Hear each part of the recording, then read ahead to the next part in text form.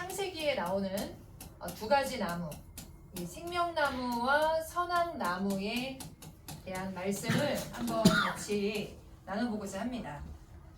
창세기 2장 9절에 가보니까 하나님의 동산인 에덴 동산에 두 가지 나무가 있는데 하나는 생명나무였고 하나는 선악나무였습니다. 이때 이 생명나무의 실과를 먹을 때 어떻게 된다 하셨죠? 생명나무 실과를 먹을 때는 창세기 3장 22절에 보면 아담이 범죄한 후에 에덴 동산에서 내어 쫓으시면서 생명나무 실과를 먹고 영생할까봐 내어 쫓는다라고 하셨으니 생명나무 실과를 먹으면 영생한다 하셨고, 또 선악나무의 실과를 먹으면 창세기 2장 17절과 같이 정령 죽으리라. 그럼 하나는 먹으면 영생하는 실과이고 하나는 먹는 날에 죽는 이 사망의 실과일진데, 이 두 가지 나무와 두 가지 나무의 실과를 아는 것은 너무나 중요하죠.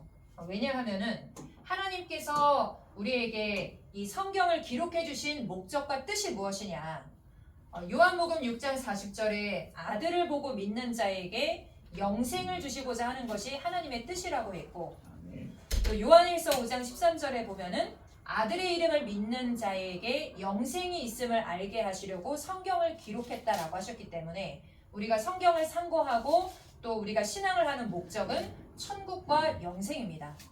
그런데 그 천국과 영생이라고 하는 것은 그냥 간다, 바란다 라고 해서 얻을 수 있는 것이 아니라 분명히 마태복음 7장 21절에 나더러 주여 주여 하는 자마다 천국에 들어갈 것이 아니라 하나님의 뜻대로 행하는 자라야 천국 간다고 했고, 또 요한복음 1장 1절에 말씀이 하나님이시고 그 말씀의 나나주의 혹 도가 길이다 하신 것처럼 우리가 이 말씀을 길로 삼아 우리가 소망하는 천국과 영생에 이를 수 있음을 말씀을 해주고 계십니다.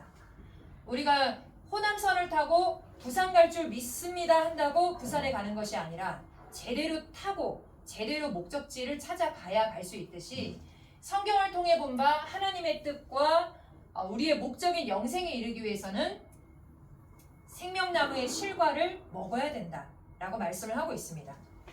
또 성경의 맨 마지막인 요한계시록에도 계시록 22장 2절에 가보니까 달마다 12가지 열매 맺는 생명나무를 말씀을 하고 있습니다. 그럼 이 계시록이 성취되는 마지막 때에도 12가지 열매 맺는 생명나무가 출현한다라고 되어 있고, 또 계시록에는 선악나무에 대한 말씀도 하고 있습니다. 자, 그럼 이 생명나무가 무엇이고 선악나무가 무엇인지, 또 생명나무 실과와 선악나무 실과가 무엇인가 라고 하는 것인데, 이 말씀은 이 육안으로 보기에는 상당히 어렵습니다. 왜 어려운가? 바로 비유라는 부분으로 감추어져 있기 때문에 어려운 것인데, 시편 78편 2절에 보면 하나님께서 아삽이라고 하는 선지자의 입을 들어 옛 비밀을 비유로 후대에 전하라 예언하셨고, 그 약속하신 하나님은 천년 후에 예수님에게 오사 마태복음 13장 34절과 35절에 창세로부터 감추어진 것들을 비유로 드러내리라 라고 말씀하셨습니다. 그래서 창세로부터 감추어진 비밀에 관해서는 하나님께서 비유로 말씀하실 것을 말씀하셨고 예수님은 비유로 드러내셨다라고 하는 거죠. 근데 비유라고 하는 것은 물론 교훈서를 통해서 알기 쉽게 이해를 도모하기 위해서 말씀하신 비유도 있으나, 천국의 비밀을 말씀하실 때 말씀하신 비유는 알기 쉽게 이해를 도모함이 아니라 하나의 잠금장치였다는 것을 알 수가 있습니다. 마태복음 13장 10절에서 11절에 보면은 예수님의 제자들이 왜 이렇게 어렵게 비유로 말씀하십니까? 라고 물었을 때 예수님께서 천국의 비밀을 아는 것이 너희에게는 허락되었으나 저희에게는 아니 되었다라고 말씀하시면서 하나의 천국을 비밀로 감추어 두셨기 때문에 그것을 깨달아서는 안 될 사람들이 있기 때문에 비유로 말씀해 주셨다라고 말씀을 하고 있습니다. 그래서 마치 성경의 이 비유라고 하는 것은 보아도 보지 못하고 들어도 깨닫지 못하는 하나의 영적인 자물쇠와 같고 잠금장치와 같다라는 거죠. 그래서 우리 집에 집 문 키를 아무에게나 알려주지 못하는 것처럼 키를 알아야 들어갈 수 있는 것처럼 또 부부가 싸워가지고 이 남편이 아내 못 들어오게 키를 바꿔버리면 같은 집 가족이라고 해도 들어올 수가 없는 것처럼 우리가 똑같이 천국과 영생을 소망하고 성경을 보고 있다 한다 할지라도 하나님이 감추어 두신 부분에 관해서만큼은 하나님의 방법대로 알게 하여 주시기 전까지는 알 수가 없다라는 거죠. 그래서 예수님께서는 이 천국의 비밀을 비유로 말씀하셨는데 그 천국의 비밀을 뭐라고 하셨느냐? 마태복음 13장에는 6가지 비유가 나오잖아요. 천국에 관한 6가지 비유가 나오는데 마태복음 13장 31절과 32절에 무엇으로 천국을 비유하셨죠? 천국은 마치 자기 밭에 갖다 심은 겨자 씨 하나를 갖다. 이 씨가 자라 나물보다 커서 나무가 되매 공중에 새가 와서 깃들이는 것 이것이 무엇이다. 천국이다 라고 하셨습니다. 그럼 씨로 된 나무에 새가 와서 깃들이는 것이 천국이다 라고 했을 때 저 길가에 있는 그런 나무에 새가 와서 깃들이는 그런 천국을 얘기하시는 것은 아니기 때문에 이것은 하나의 감추어진 비유구나 라는 것을 알 수 있을진데 그럼 이 씨로 된 나무가 뭐냐? 그럼 이건 비유로 기록된 씨로 된 나무구나. 요한복음 15장에도 예수님이 자신을 뭐라고 하셨어요? 자신은 참 포도나무다. 그리고 자기를 따르는 12제자들을 너희는 가지다. 그럼 12가지 참 포도나무. 또한 예수님이 자기를 나무라 했을 때 진짜 나무가 아니었잖아요. 바로 이 씨로 된 나무가 육적인 씨로 된 나무라면 육적인 나무가 되겠지만 비유한 나무는 비유한 씨, 바로 영적인 씨는 누가복음 8장 11절에 하나님의 말씀을 씨라고 했고 또 베드로 사도도 베드로전서 1장 23절에 썩지 아니할 씨, 곧 하나님의 말씀의 씨를 말씀해 주신 것처럼 말씀 안에 생명이 있고 그 생명의 말씀의 씨로 된 참 포도나무와 같은 참목자인 예수님에게는 마태복음 3장 16절과 같이 비둘기 같은 성령이 와서 함께 하셨으니 바로 하나님의 성령이 함께하는 참목자인 예수님과 12제자의 그 조직이 바로 초림 때의 생명나무의 실체였다라고 하는 거죠.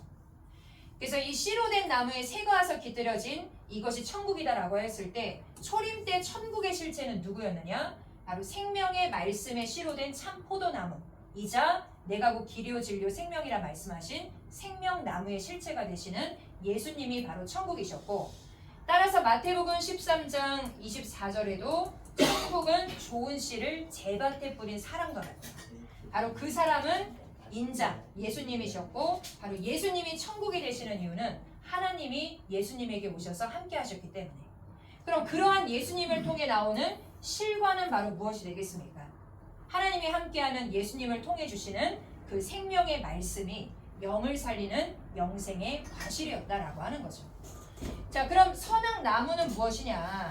선악나무의 실체를 알아보기 위해서 예수님과 같은 참목자가 생명나무라면 그럼 선악나무는 뭐냐?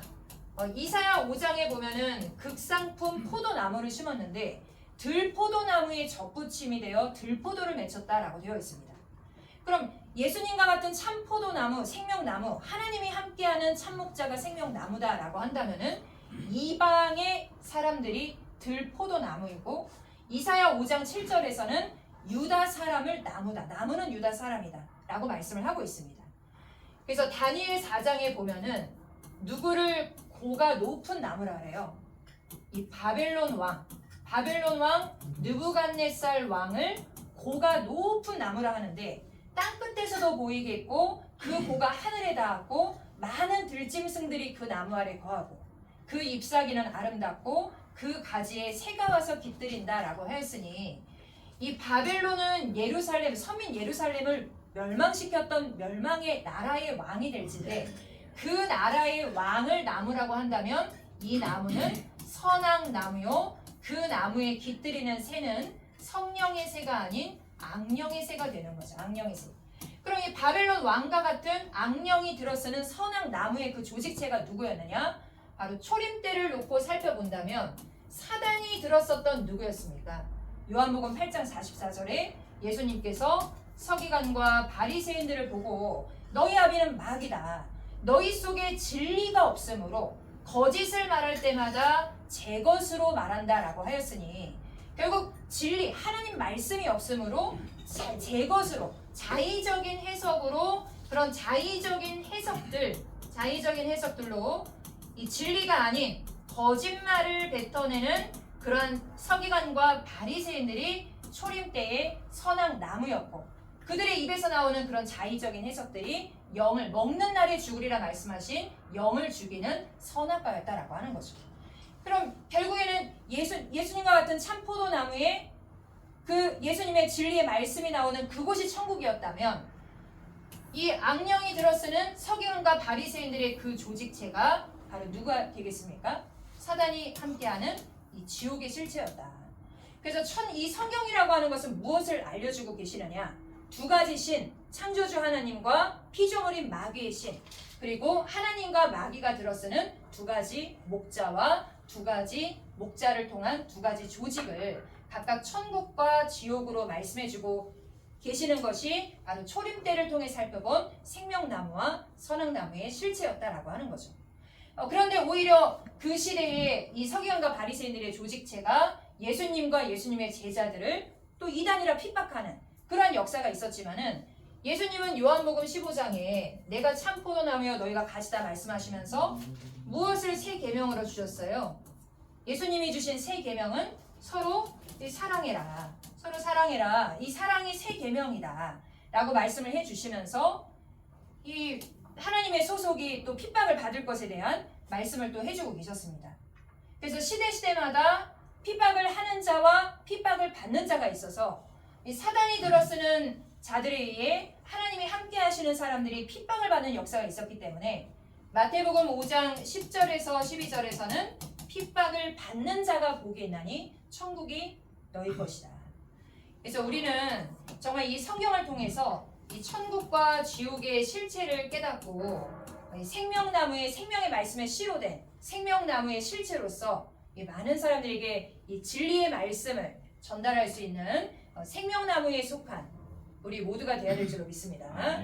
그래서 이 신약의 예언이라고 하는 것은 이 주 재림의 때에 대한 예언일진데 그럼 계시록 22장 2절에는 달마다 12가지 열매 맺는 생명나무가 나오게 됩니다. 그럼 달마다 12가지 열매 맺는 이 생명나무라고 하는 것은 무엇이냐? 또 그 생명나무의 잎사귀는 만국을 소성한다라고 하였으니 그럼 만국을 소성하는 이 생명나무의 잎사귀는 무엇인가? 라고 하는 것입니다. 정말 육적인 생명나무나 육적인 잎사귀를 말씀하시는 것이 아니라 바로 초림 때 생명의 말씀이 가진 예수님과 같은 참 목자와 그 조직이 생명나무의 실체였다라고 한다면은 결국 계시록 때에 등장하는 생명나무도 생명의 말씀에 씨로 된 하나님이 함께 하시는 참 목자와 그 조직이 12가지 생명나무의 실체다라고 하는 거죠. 그리고 그 잎사귀는 만국을 소성한다라고 하였을 때 나무가 사람이라면 그 나무에 같이 있는 가지나 잎사귀도 제자들을 가지다 또 그 가지에 맺혀진 잎사귀나 열매도 다 하나의 말씀으로 맺어진 조직체가 되겠고 진리의 말씀을 가진 사람들을 통해 진리의 말씀으로 만국이 소성될 것을 계시록을 통해 말씀을 해주고 계십니다. 그러면 이 계시록 때에 계시록 2장 7절에 가보니까 예수님께서는 누구에게 생명나무 과실을 주느냐? 예수님께서는 이기는 자에게 낙원에 있는 생명나무의 과실을 주어 먹게 하겠다라고 하셨습니다. 그럼 영생하는 생명나무의 과실은 계시록 성취 때 이기는 자에게 있겠다라고 말씀하신 것이니 우리는 이 계시록을 통해서 이기는 자를 알고 또 생명나무 12가지 열매 맺는 생명나무의 실체를 깨달아서 우리가 소망하는 영생과 천국의 소망에 참여할 수 있도록 해야 되겠죠. 계시록 22장 18절 19절에 보면은 이 예언의 말씀을 가감하는 자, 이 계시록을 가감하는 자는 천국에 들어가지 못하고 저주를 받는다라고 되어 있습니다. 천국에 들어가지 못하고 저주를 받고 재앙을 받는다. 그럼 이 계시록의 말씀은 절대로 가감해서는 안 되는 오늘날 예수님의 피로 세우신 새 언약의 말씀이 되겠고 우리는 이 계시록을 통해서 오늘날 약속하신 영생에 이를 수 있는 12가지 생명나무의 실체와 또 생명나무 잎사귀의 실체를 깨달아서 우리가 소망하는 천국과 영생에 참여할 수 있는 그런 복 있는 목회자들이 되어서 또 많은 사람들에게 또 생명나무 실과를 나눠줄 수 있는 그러한 귀하게 쓰임받으실 수 있는 저와 여러분이 되었으면 좋겠습니다. 아멘. 네, 오늘 말씀 이것을 마치겠습니다. 감사합니다. 수고하셨습니다.